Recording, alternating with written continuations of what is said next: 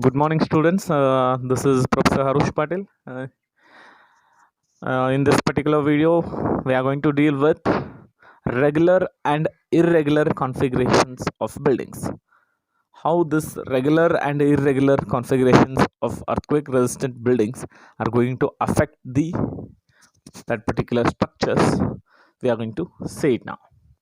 The regular and irregular buildings. Okay. Here, buildings with a simple regular geometry and uniformly distributed mass and stiffness in a plan and elevation suffer a much less damage than the buildings with the regular configurations.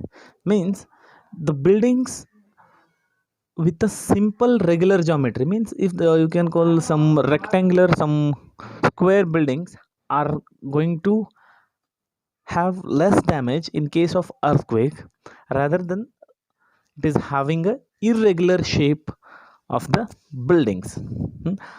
Here all efforts shall be made to eliminate the irregularities by modifying the architectural planning and structural configuration. Here we can modify the architectural planning and structural configurations to eliminate the irregularities in the buildings.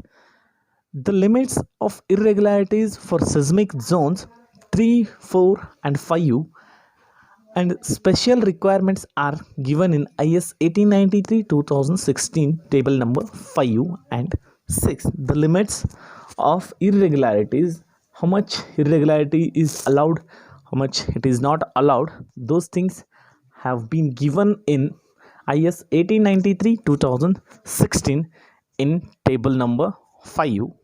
Okay, 5 and 6. Okay, this is plan irregularities. This table I have taken it from IS 1893-2016. This is the table number 5, as I told earlier. Here, if I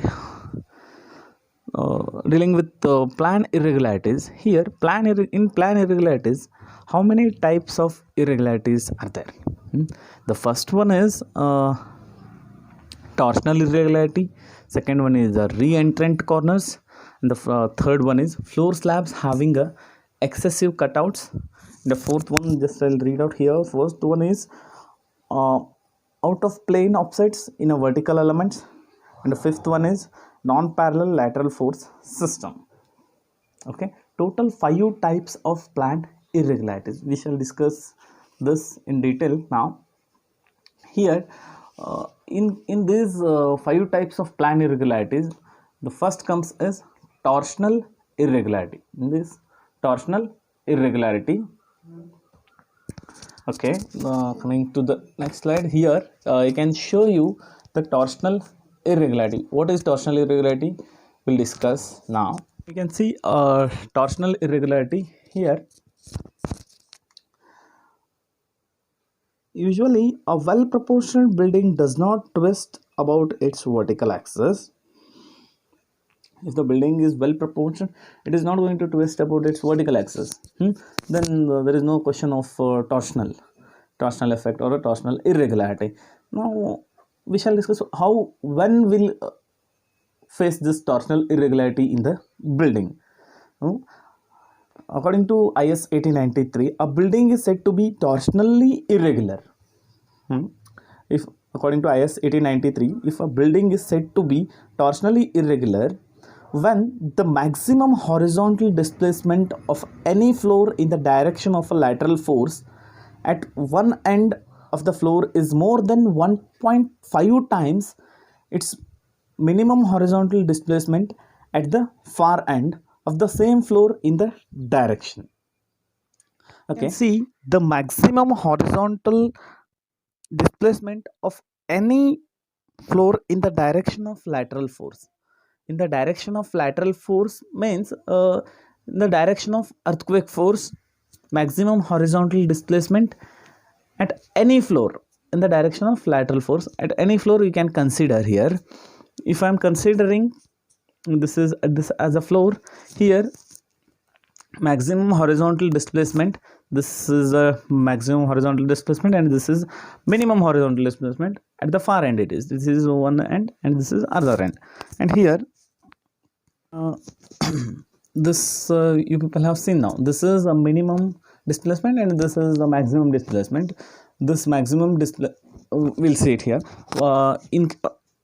If I consider IS 1893 2016 again, according to that, in a torsionally irregular buildings, when the ratio of maximum horizontal displacement at one end and the minimum horizontal displacement at other end is in the range of 1.5 to 2, the building configuration shall be revised to ensure that the natural period of the fundamental torsional mode of oscillation shall be smaller than those of the first two translational modes along each principal plan directions, and then three-dimensional dynamic analysis method shall be adopted. If that particular ratio is more than 2, the building configuration shall be revised. Here, if it is 1.5, that ratio is 1.5 to 2, the building configuration shall be revised to ensure that natural period of the fundamental torsional mode of oscillation shall be smaller than those of first two translational modes. Here, if it is more than 2, if it is 1.5 to 2, it is okay. Here, if it is more than 2, the building configuration shall be revised. Okay. Now, overall, the ratio of maximum horizontal displacement, the one end and the far end is, it should be 1.5 to 2. If it is more than 2, the building configuration shall be revised. If it is 1.5, in general we can say the dynamic analysis method can be adopted. Okay. It is less than 2, three-dimensional dynamic analysis method can be adopted. If it is more than 2, the building configuration shall be revised. Okay. To re-entrant corners, a building is said to have a re-entrant corner in any direction. A building is said to have a re-entrant corner in any direction. Here you can see in the picture, a building is said to have a re-entrant corners in any direction, but when its structural configuration in a plan has a projection of size greater than 15% of its overall plan dimension in that direction. What it says means, here this projection, here whatever the projection is there, the projection shall be more than 15% of overall plan dimensions. That projection should be more than 15% of overall plan dimensions. And also in here in re-entrant corners, buildings with the re-entrant corners, I can say three-dimensional dynamic analysis method can be adopted. And here also three-dimensional dynamic analysis method can be adopted. Okay, this is regarding re-entrant corners. Here you can see in the picture, this is re-entrant corner buildings, and which is the first building is having, it is of almost square shape, length, both the directions is same, but here they have taken a re-entrant corners. Okay, and here it is the re-entrant corner is this. You can consider the re-entrant corner here, in this particular figure. Okay. In the slab, openings in the slab is also one of the irregularity in buildings, or else you can call it as floor slabs having excessive cutouts or openings.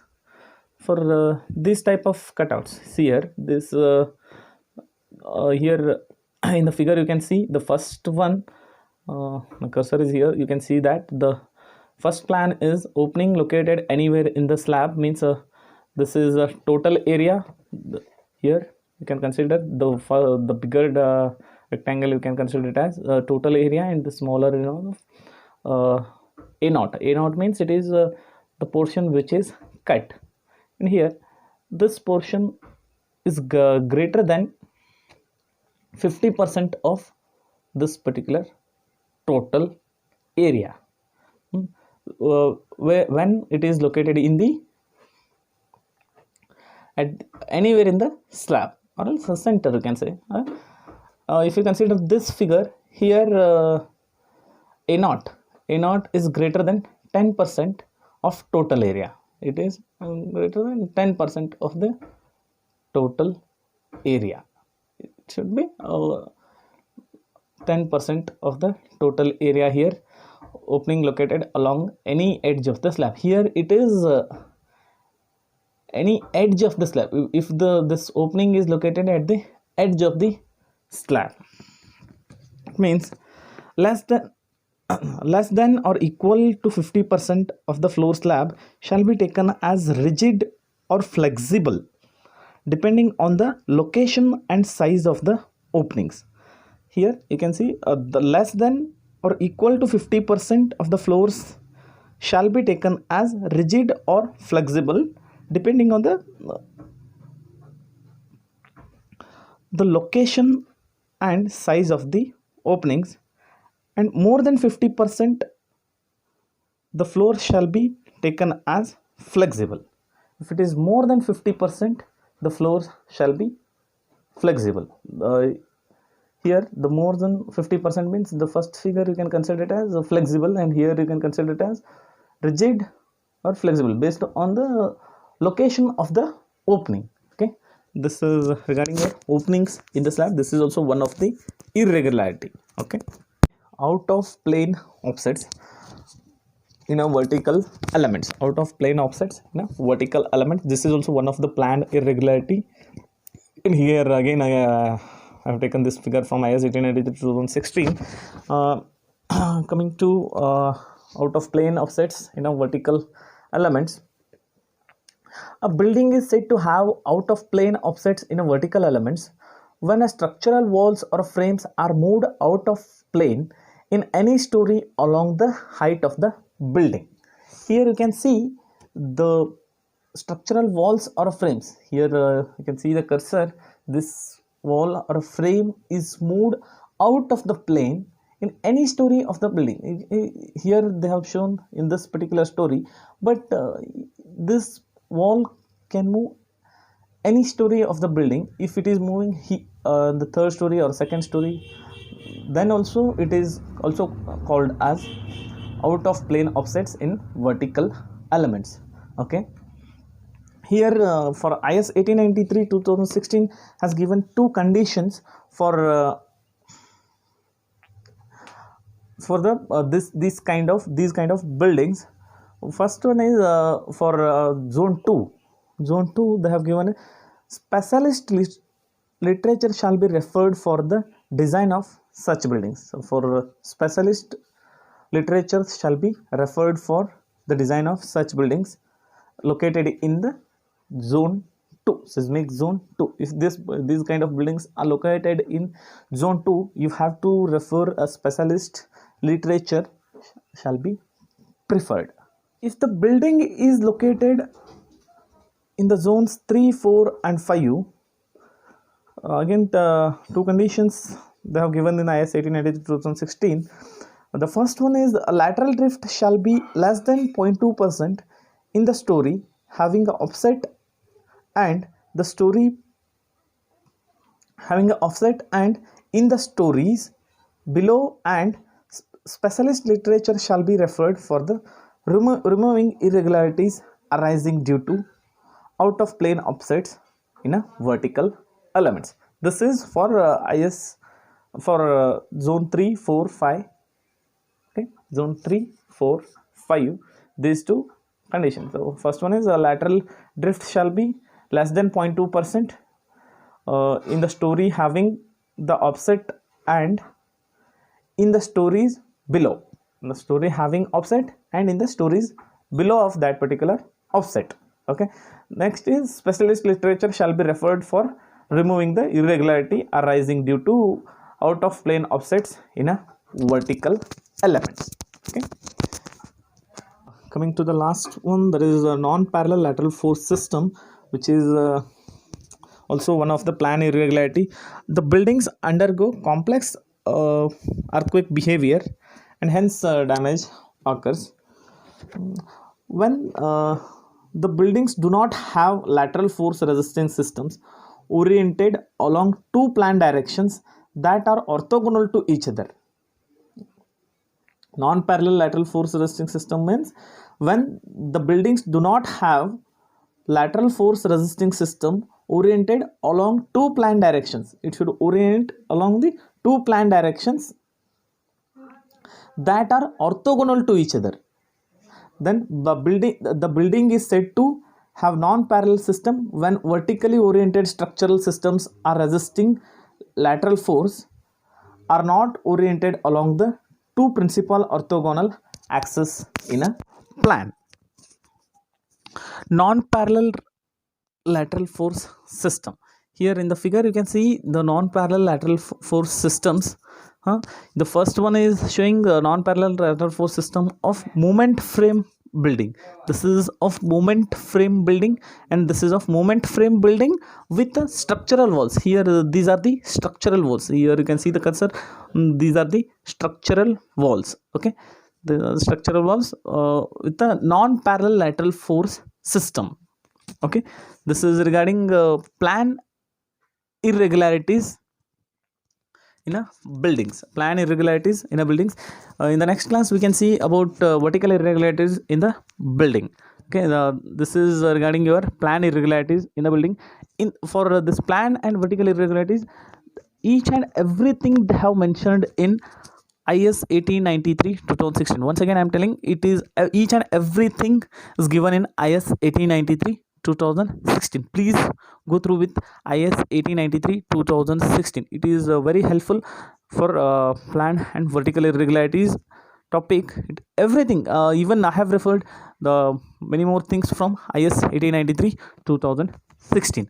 Okay, this completes your plan irregularities. Okay, fine. Thank you.